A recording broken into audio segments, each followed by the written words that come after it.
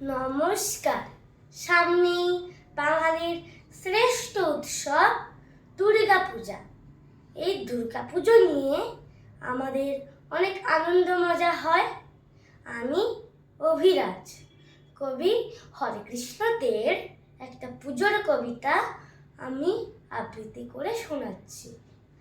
পুজো পুজো গন্ধ রে, এলো পুজো দুর্গা মায়ের পড়ল কাঠি ঢাকে, কাশ ফুলেতে শুভ্র হলো শারদীয়ার হাকে। পুজো পুজো গন্ধ করে শিউলি ফুলে ফুলে, পুজোর কদিন মাতবে সবাই সকল দুঃখ ভুলে।